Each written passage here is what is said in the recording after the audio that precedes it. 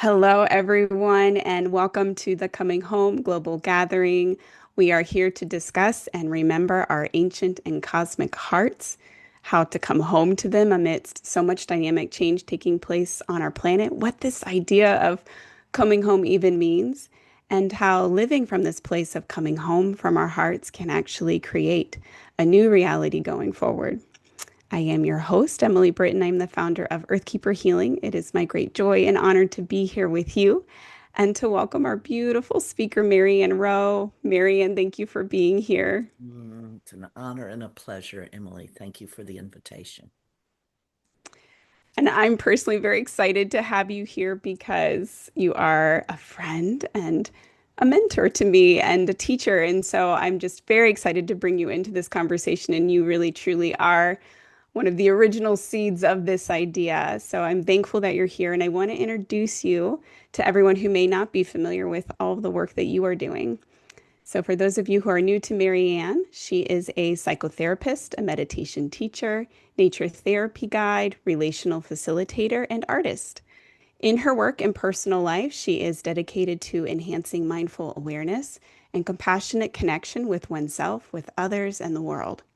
She is the founder of the Mindful Education Project and has been teaching mindfulness to children, youth, and adults ever since. In 2016, Marianne co founded Monterey Bay Meditation Studio, a space for cultivating awareness and community. Here, she develops and teaches courses, facilitates retreats, and offers consultation in developing mindful awareness and compassionate connection in personal and professional life. Her therapeutic work and teachings bring healing, transformation, and evolution through consciousness development, incorporating the neurological, cognitive, emotional, relational, and spiritual aspects of being. So it doesn't require any further explanation why I'm so excited to have you here, part of this conversation. I think it's going to be rich, and I'm excited to get into this topic with you. And so I want to begin with just the first question, and it's actually the big question what this idea of coming home evokes in you. I love that question. I love that question. Mm. Just yesterday, actually, I heard a quote from someone. I can't remember the person's name, unfortunately, but the quote was, coming home means to cease all efforts to escape, to let ourselves be here. And so to me, coming home means letting myself feel at home wherever I am, letting myself feel kinship with whoever I'm with, human or other than human, a place of remembering, coming back in connection with a sense of profound belonging with being alive and with all beings.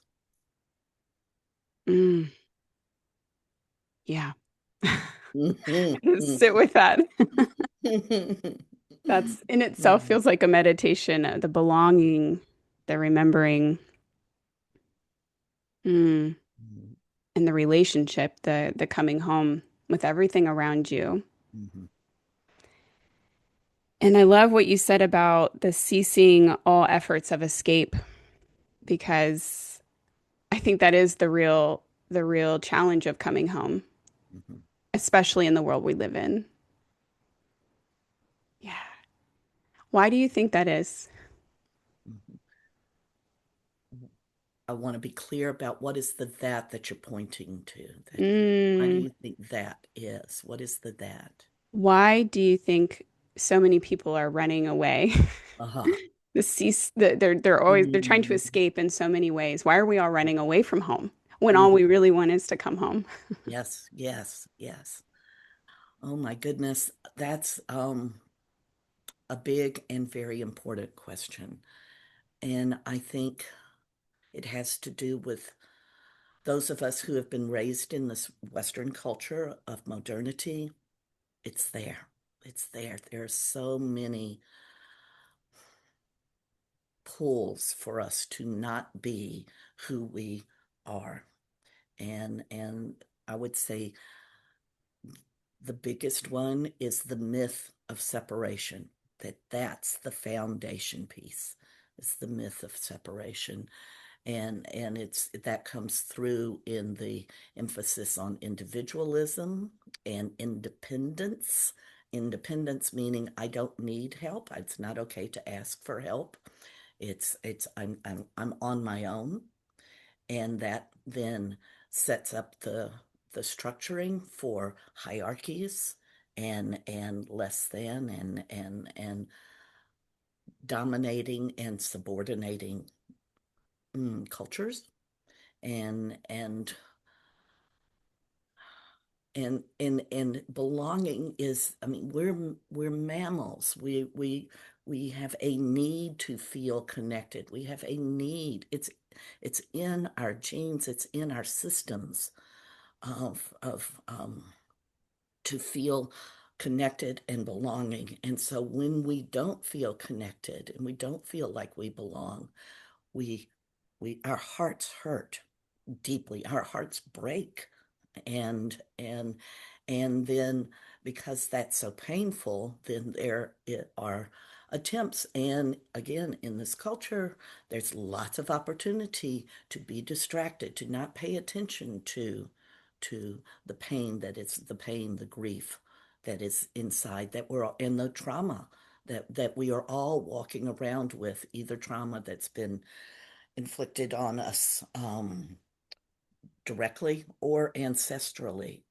We all have ancestral trauma. And so that has not received attention and healing. And so we feel broken again. So we're back to run away from home because it's too painful here. Mm. Mhm. Yeah.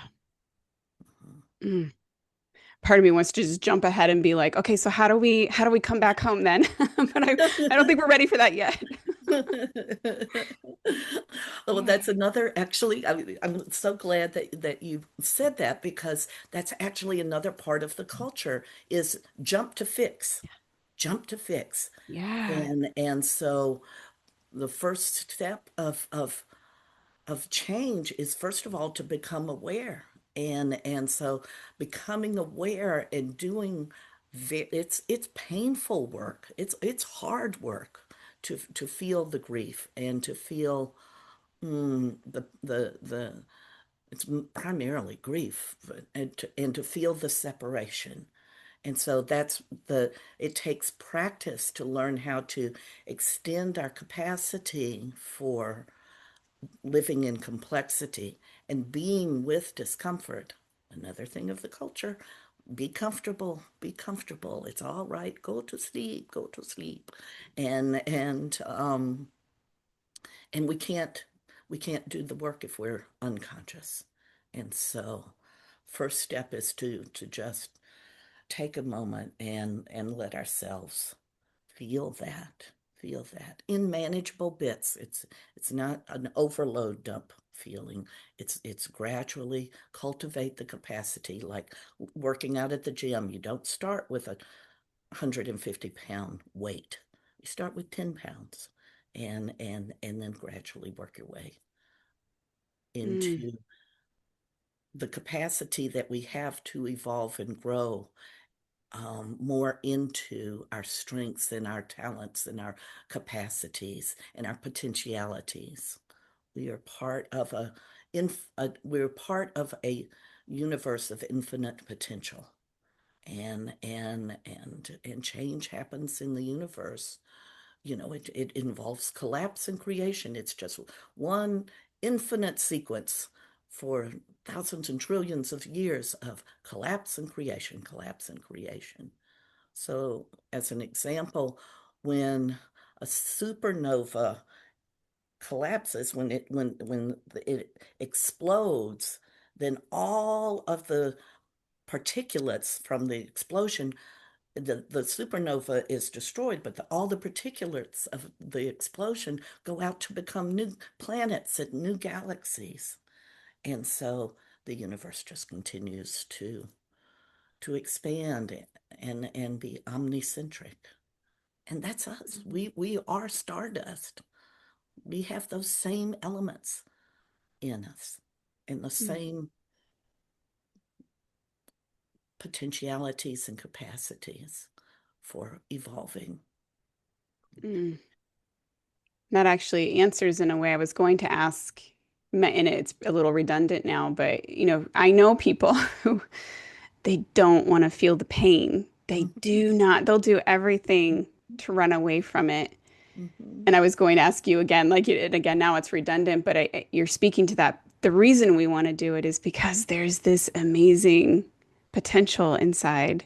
Yes, yes, And yeah. it's almost like it's the most honest expression of ourselves. Mm-hmm, That's how it feels to me, at least, mm-hmm, mm-hmm, and mm-hmm. how good that would feel. Absolutely. And I mean, personal share, I'm 70, almost 74 years old. I feel happier now than I have ever felt in my life, except maybe when I was first born, just to be here and discover what's here. But, lots of stuff was, and there were lots of, mm, fit in this box, fit in this box. This is what you're supposed to do. This is how your life is supposed to be. And I started you know, realizing probably when I turned about 40, it started the veil started to lift of this does not work for me and I'm not doing it anymore. And yeah. Hmm. That's where I'm at. I'm in my early 40s, and There you go. like that's why we're doing this right now. Oh, so funny. Welcome to free the liberation. Welcome to liberation. It is. And I was talking to someone else too, another speaker, but it was very similar to what you're saying that we're all that, I'd add it to your list of all the reasons why we're running away from home, but like we're trying to fit into all these molds until we realize what about our mold? What is our mold? Can we not even fit into, but can we allow ourselves just to be without Hmm. fitting into anything? And Hmm. that is so Hmm. liberating. Yes, yes, yes, yes, yes. Because there's, I mean, like a seed, that or a caterpillar has these imaginal cells that know what the potentiality is to become. And when a caterpillar weaves their cocoon, there is a point when they're in the cocoon where they're no longer a caterpillar and they're no longer a butterfly. They're just goo. It's just goo in there. And I I believe that we are in that space now. We are in this liminal space where we have the potentiality of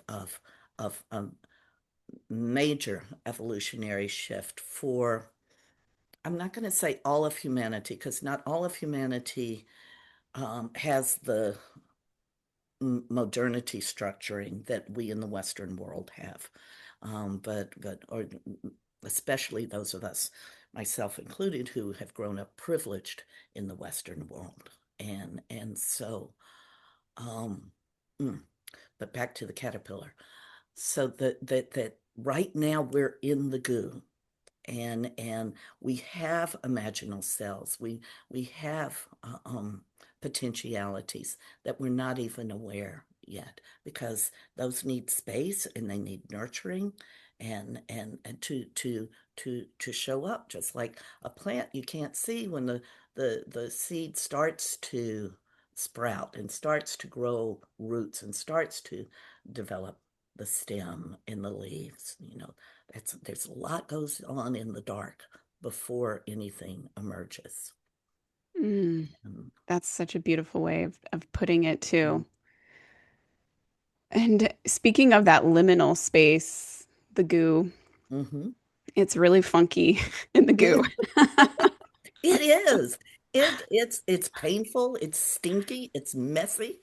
Yeah. Yeah. Yeah. And I Mm-hmm. and I can speak personally, I mean, this speaks to like the microcosmos is the same as the macrocosmos. Like what is happening inside of us is what's happening in our Yes, communities, is what's yes, happening in our world, is what's happening, I think, on a cosmic scale. yes, yes. And it can be really hard to navigate Mm-hmm, through this. mm-hmm, mm-hmm. What would you have to say to that? And what do we do in the goo? First, be still, be quiet. Be still, be quiet. And again, we have a habit of being busy and loud.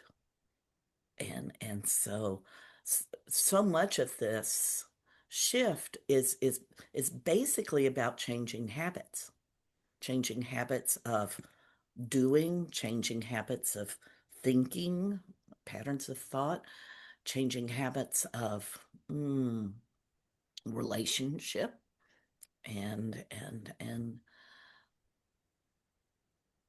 who would think, and especially habits of who we are, thinking who our ideas of who we are, what we're supposed to do, and which we then project onto everybody else about who they are and what they're supposed to do.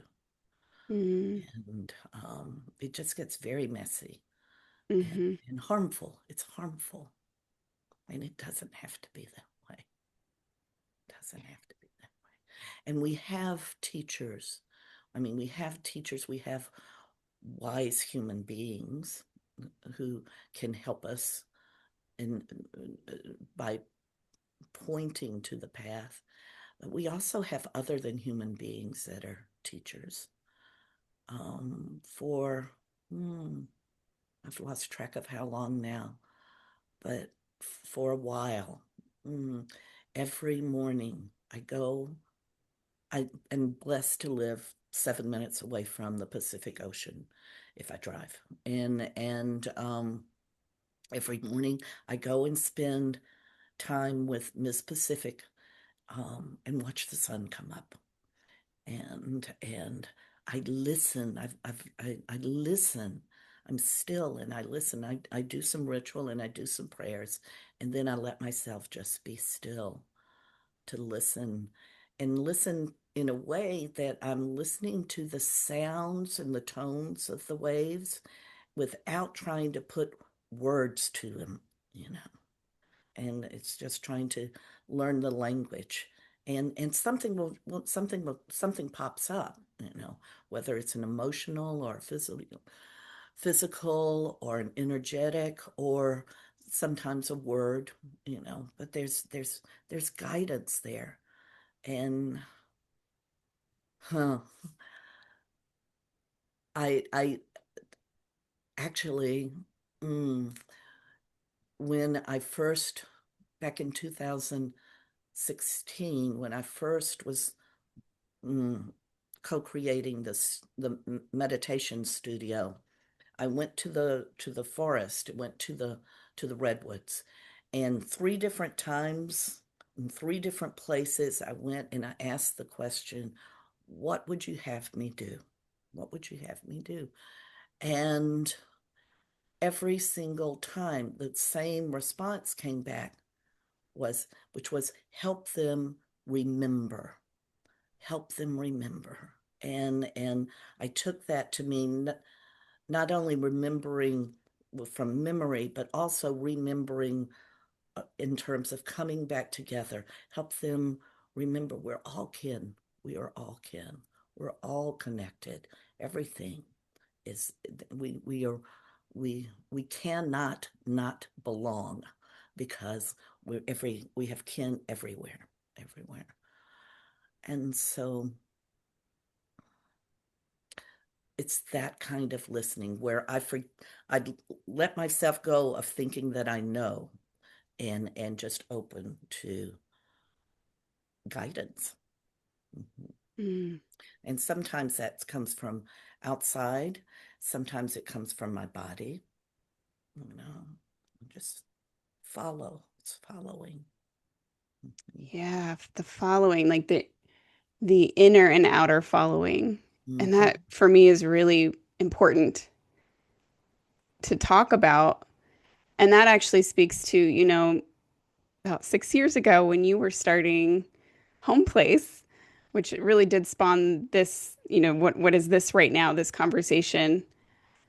I remember I was still very much carrying this feeling, this paradigm, if you will, of separation, and I didn't even know it. Hmm. I loved nature. It was beautiful. I liked going on walks. I didn't realize how separate I was Hmm. from everything around me. But in your words, I remember you sharing with me what you were going to create with Home Place, and it's like something clicked into place, and I was like, "What? What? The inner is the outer. The outer is the inner. This is me. I am in me. I am me. It is in me." It was just like mind blowing. And I Hmm. think that's such a powerful connection to make for many of us Hmm. who are walking around in many ways like sleepwalking is what it feels like to me. Hmm. Hmm. Hmm. Yeah. And this great dream of separation. Hmm. Hmm. Hmm. Yeah. And we don't know that we're dreaming. We don't know we're dreaming. No. Hmm. And that's the first step. It's like lucid dreaming, the practice of lucid dreaming, to learn how to be conscious when you're dreaming, so that then you can make choices in the dream. But if you're not lucid, if you're not conscious in the dream, then it just runs. The old programming just runs. The old fears, the old messages, the old con contractions just run. Mm, You know, yeah. yeah.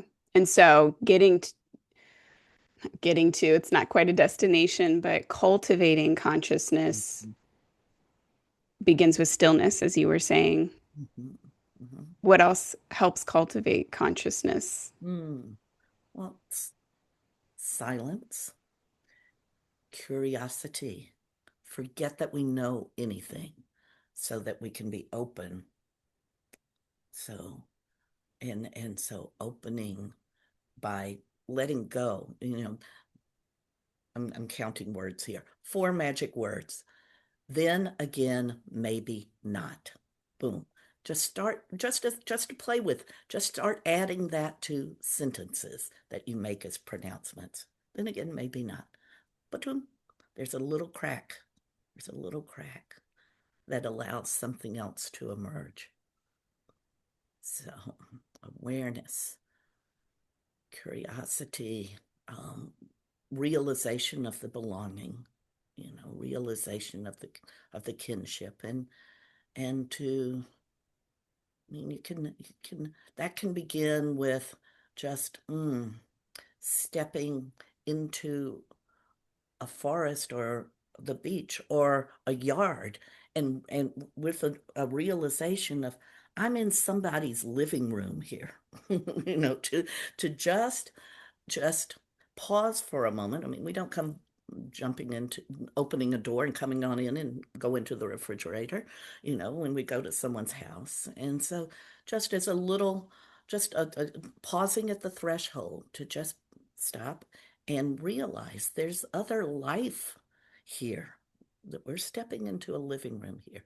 You can even ask permission, but at least to realize this is not mine, you know, that this is ours.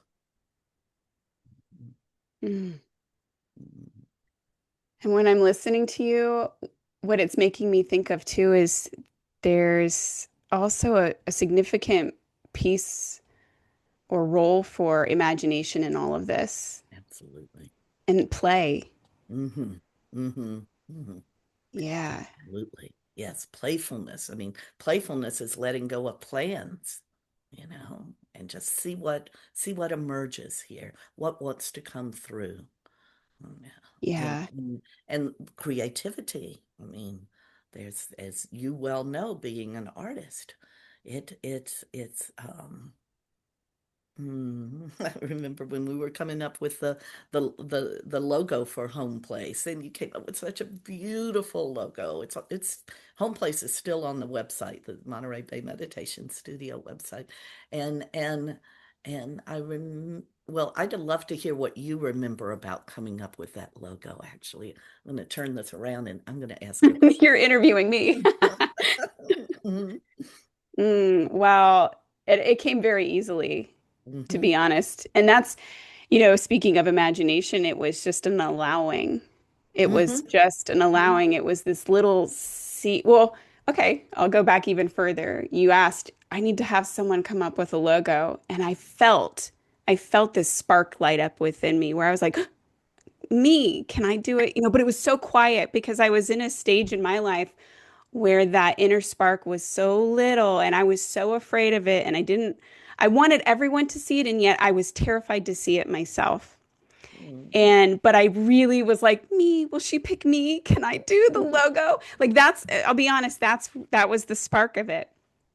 And then I was kind of like, well, maybe if you need someone, I kind of do some art stuff, la la la. I was passively trying to invite myself to this opportunity. And once that was like, I gave myself permission to even speak up on my behalf, which was very timid. And you said yes. Ooh, and this touches on something too, is the relationship with one another and the witnessing. It's like you probably saw in me more potential than I could see in myself. mhm, But for me, I really needed that witness. There's mhm, that little nudge of affirmation, and then it's like boom, it's like mhm, okay. And there it was. The image was already in me, and I was like, wow, I see it right now, and I just made it, and it was beautiful. And then I know I shared it with you, and you were like, "Ugh," you were in tears, I think you said, and it's so beautiful, the magic that is created in relationship. So this mhm, we could go any one direction with this, whether we continue with imagination or the magic of relationship.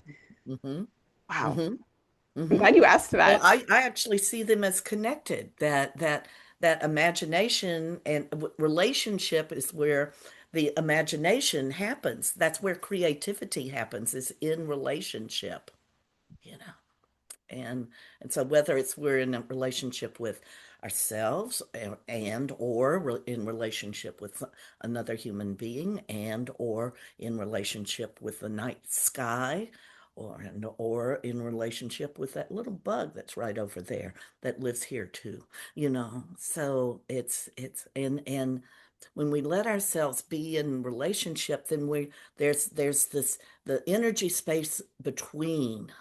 That's where it's happening, is in the in between, and that goes back to the liminality piece, the threshold. What's possible when we get together, which neither one of us could do by alone, by ourselves. Yeah. Oh, it's really exciting. And there's also a space there too in the conversation of letting go. And you might have even said this, letting go of our expectations. Or maybe we were saying this before we hit record, but letting go of what we think we're creating even and letting Hmm. it truly show itself to us in the magic of Yeah. connection. Oh, Yeah. it's so There it real. is. Yes, yes, yes, yes, absolutely. And it feels so good. And then poof, I'm alone. I mean, that evaporates because we're in connection. Yeah. And Yeah. part of us remembers what it feels like. And when we're not in that remembrance, we're not home, because the connection, the relationship is home. That's where it's happening. Hmm. I can even feel just in this conversation, it's like we are coming more home and talking. Like I feel like more and more animated and excited, and I feel I see it in you Hmm. too. See my hands going faster and faster. It's exciting. And it almost brings tears to my eyes too, because it's so real. It's Mhm, so real. And speaking of this idea of like magic or alchemy or whatever, I used to really think of it in a very physical way, a very tangible mhm, way of real mhm, gold. And I'm like, mhm, that's a fun fantasy thing.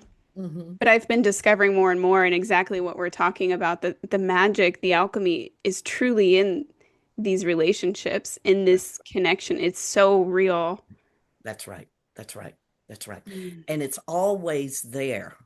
What's not always there is our awareness of it. So and the research that's coming out now, and especially I mean, as quantum physics has become more known.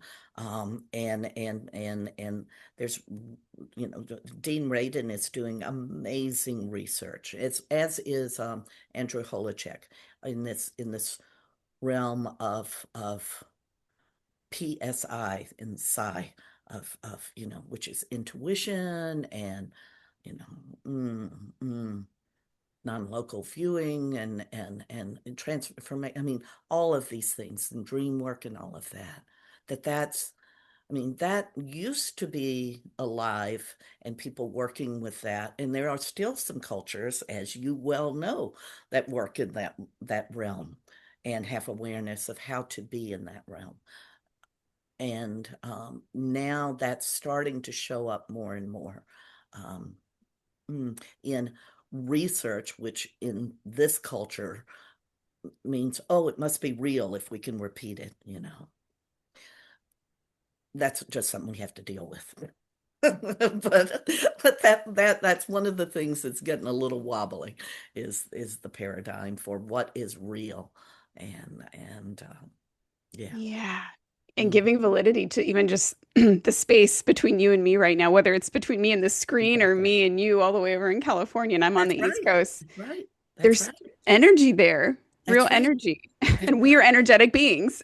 we are energy. We are not virtual beings. And even right now, even though we're on a Zoom call, we didn't become virtual. I mean, so we're looking at a screen, like watching television or watching a movie, looking at a screen, but we can actually cultivate the our capacity to look through the screen so that I can feel you and you can feel me because we're looking through, like looking through a window. It's the best. It's the best antidote for Zoom fatigue that is. I mean, I'm on Zoom probably 8, 9 hours a day, and I do get tired, but I don't get exhausted because relationship and being in conscious relationship that actually energizes me, and so being able to do that with this thing so that we can connect energetically across the country or across the world or with the Mhm. astronauts that are up at the moon on their way to the moon right now. Yeah. Mhm. Mm. Mhm. So bringing some of this down to earth. Yeah, you have to wheel me in We'll every weave in now and and out then. because I also Yeah. want to get big again if I can. But I'm hearing in myself my old version, my old skepticism, and I want to speak to that because I know everyone's on a Mhm. journey and they're in different places in their journey Mhm. of everything we're saying sounds so great.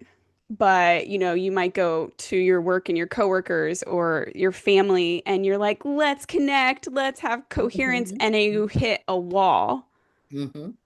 How do Mhm. we like, and for many, and I know for myself too, it can hit a wall and then you're just like, well, that's not real. Okay, that was a Mhm. fun little conversation, but that's not real. Mhm. How do we work with these difficult relationships that don't energize us? Mhm. Mhm. That's a great question. Thank you, Emily. Presence. So, being present, whether I'm in coherence or not, I'm responsible for my presence. And so if I am in my head telling myself a bunch of stories about myself or the other person or the temperature or whatever, I'm not present to what's here. And so the letting myself stay curious is a key to presence. I don't know what this person is going to say or do. And I mean, we have to, also have our mm, spidey sense for, if we're in a situation that's not safe, then we need to get out of it. Yeah. So it's not just wide open all the time, but that I'm present so that I can sense into what's given given this person, given myself, given the circumstances, what might be possible here, you know, and I can only do what I can do for that. But if I have well, I'm only going to let myself be present or be okay if dot dot dot, then I've set a condition on it. And not everybody's going to meet that condition. Um, yeah, I was in a meeting yesterday that was really, really, really difficult to stay present in. And where, I mean, what finally worked for me is to let myself remember there's some reason that this person is, I don't know this person's story. I don't know this person's story. And there's some reason that this behavior is happening here. And so I can I can wish this person well, I can wish this person peace. I can do Tonglen practice of just offering kindness and compassion when someone is evidently putting up mm, doing what they're doing. I'll just say it that way. Yeah. Yeah. Mm.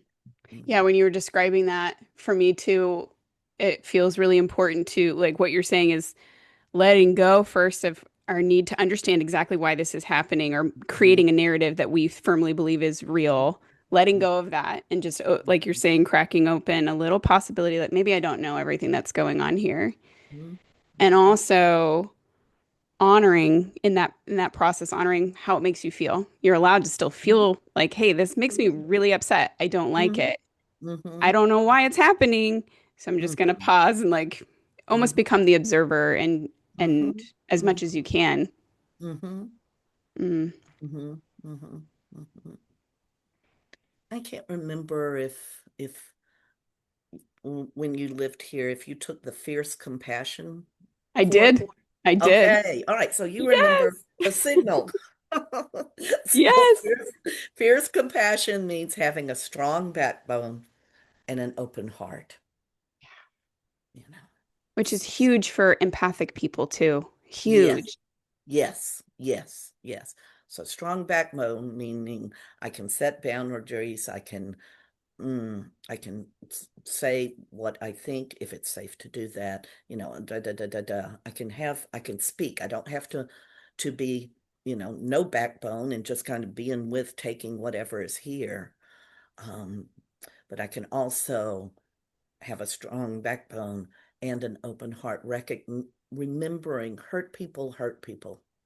And so there's something that has happened in this person that has them being that way. And Hmm. I can do what I need to do to stay safe. Hmm. So taking that this all feels like it's about the outward relationships. And then I have another question. Maybe the Mm-hmm. answer is the same. I don't know. Mm-hmm. Because this is also something that I continue to experience, off and on, but it definitely was a lot more when I was earlier on in my journey of healing and remembering, was once I started to awaken, if you will, or come online from this Mm-hmm. great dream of separation, then, sometimes I'd have these profound moments of Mm-hmm. remembering, but Mm-hmm. then there's a lot of moments where you can't quite remember, but you want to get there and you can't. And so I would have these moments of like being at the beach and I'm like, connect, connect, connect. I want to connect. I want to be part of you. But clearly the separation is so strong in me that I can't, and I'm forcing something and I'm not listening. And so the answer really is the same. But if you could speak on Mm-hmm. that Mm-hmm. of, because that's the Mm-hmm. inner Right. relationship, if you will. Yeah. Absolutely, absolutely. And we have all of these voices or parts, or Vanessa Andriotti refers to them as passengers on the bus, of that.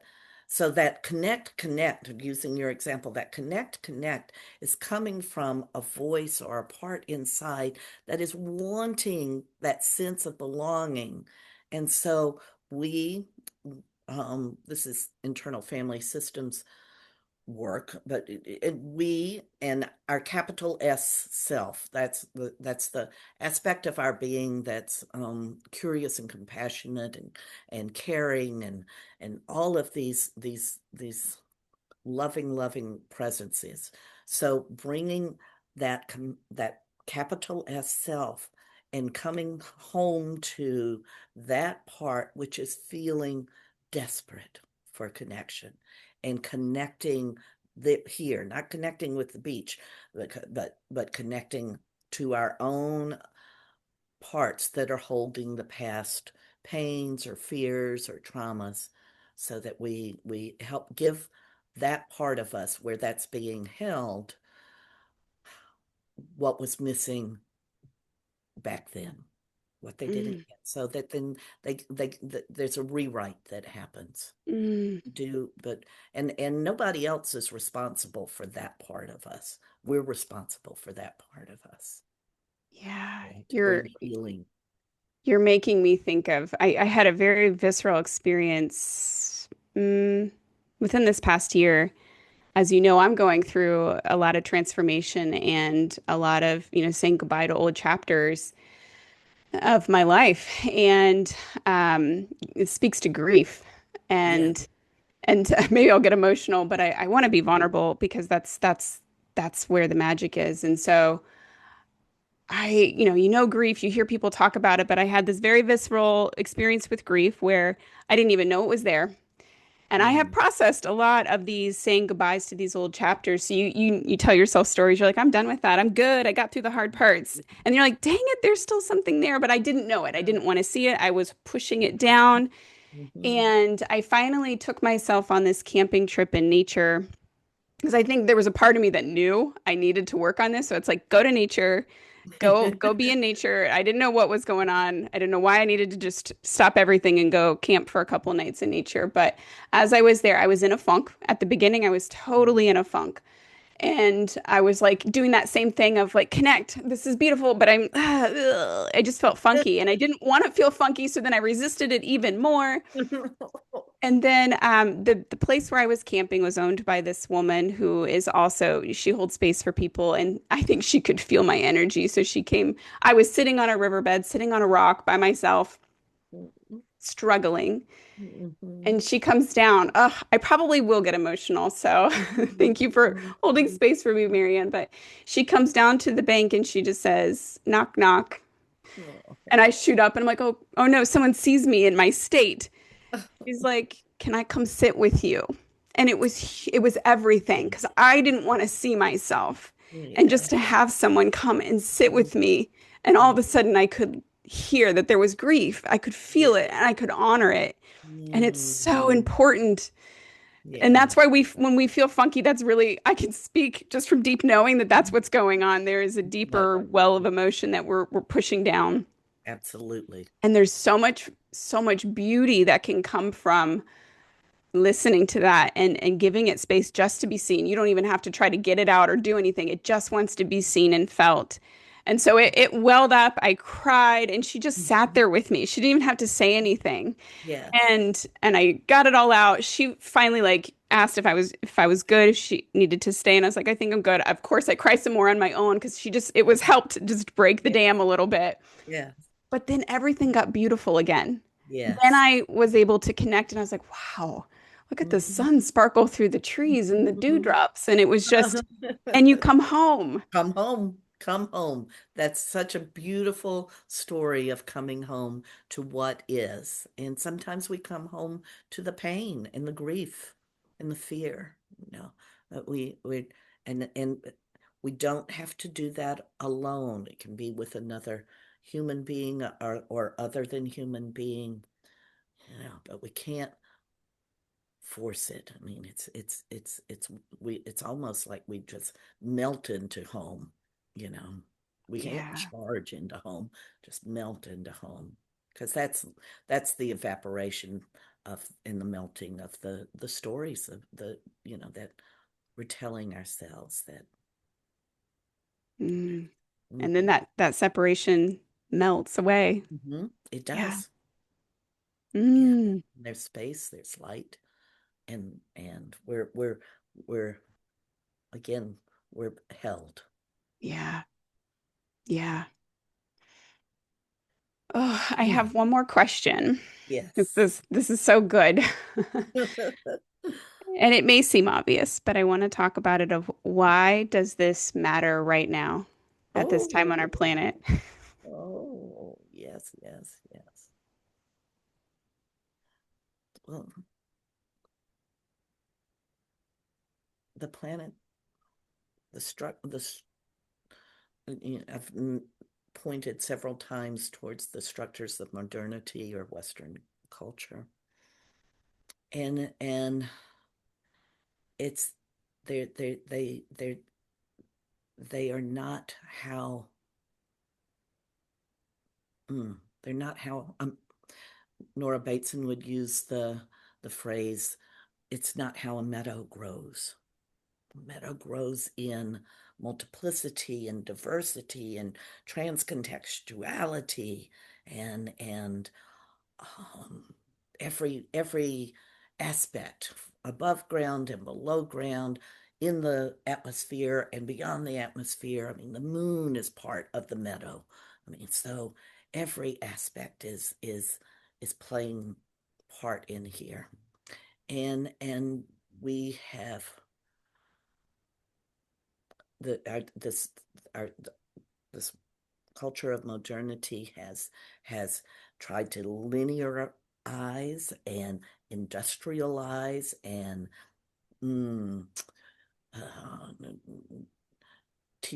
teachings of things are supposed to stay the same, so stagnating, all of these things that are constricting what wants to happen. And what wants to happen is going to happen. And so we, as some of us human beings or some of our ancestors, created this. This, and so we can actually um start to mm, well, Vanessa Andreotti uses the phrase hospice the modernity and outgrow the modernity. So we who are alive right now, and this is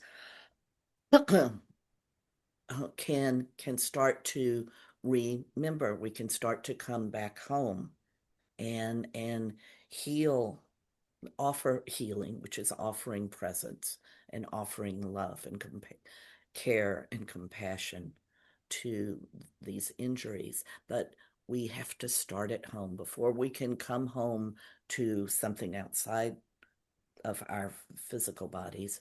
We have to come home to ourselves. And so that's the healing work. So even, and that's been the missing piece for, I mean, going back, as you can tell, I was part of the 60s and the 70s and all of the transformation that was trying to happen then. But we didn't do the healing work. We didn't do the healing for ourselves and in the relationships. So, because everything is created in relationship, then we have to, relationship is part of everything. And if we are in separation or othering or blaming, it won't heal. It won't heal because it's in the reconstruction of the relationship that the healing happens, which is what you did with yourself by the river. Mhm. Mm, it's really beautiful. Mhm. Yeah. And just as we're ending, I always struggle because my mind wants to have this like five-step approach to coming home, but it That's doesn't work very like that. modernity. I know. It's very modernity. And I know Modernity that, but alert. I like cannot help my brain. Well, just know what it is. It's Yeah. modernity reactivity. Just know that. Yeah. And Yeah. so you name it. Oh, okay, that's what that is. Then you have choice. Then you're aware of it. And then you have choice about whether or not you do that. Yeah. If you're not aware of it, you don't have choice. Mm-hmm. Mm. Yeah. Yeah. Thank you so much. This was such a good conversation. We came alive, we cried, we laughed. That's right. That's life. It is. Mhm. All of it. the whole It shebang. is. It is. Mm, And I mm, want to share, I know that you are going to generously share a free gift to our mhm. audience to help us, even though, there isn't a five-step approach, but there are helpful tools to Yeah, guide us yeah. during these times. And if you want to speak on that, I think it's a helpful strategies and relational practices for living in this time of transformation. Mhm, mhm, So, yeah, if you could share what this is. mhm. Well, mm, it's speaking to strategies, so some ways of changing the programming, the wording of the programming. So hold all plans lightly is one of the strategies. It's hold all plans lightly. If you want to make God laugh, make a plan. And so there are little idioms Mm, like that to just keep in mind. And then there are relational practices that help cultivate our capacity, that help us remember how to come home. I mean, because again, the meadow doesn't grow according to a plan unless some modern farmer comes in and starts messing with it, you know. And so it's untangling those things, and there are ways that we can do that in our relationships with ourselves, with other human beings, and with the other than human beings. So there's that. And then I also want to mention that on the website, MontereyBayMeditation.com, there is a playlist created by co-catalyst Cliff Berrien that is a playlist for being in the threshold. And the title of the playlist is Liminaling. And it's really fun to say liminaling, liminaling, liminaling really fast because it sounds like bees. But it's a multicultural compilation of music, song and drums and bugs and all kinds of things of music and sounds that support this opening. And so that's available and free right now on the website. And there's also a knapsack, what we call a knapsack, which is that's a compilation of resources and of books and quick meditations and musics and poetry and invitations and things like that. So that like you're on a journey and you have to have your knapsack. And so these are short or longer things that you can do as little practices or more in-depth practices. So that's on the website now. But what I'll there'll be a link to is some I'm not sure what form it's going to be in, but will be strategies and practice hmm for We'll training. get it down there in the link. Yeah, yeah. And for anyone that really resonated with what you shared, um, do you offer other like online things? Because I know we're going to have a whole global audience. Mm-hmm, What mm-hmm, things do you offer, and how can mm-hmm, they find you? mm-hmm. Okay. So most of what most of the Monterey Bay Meditation Studios offerings are online. We do some outdoors here locally, but most are online.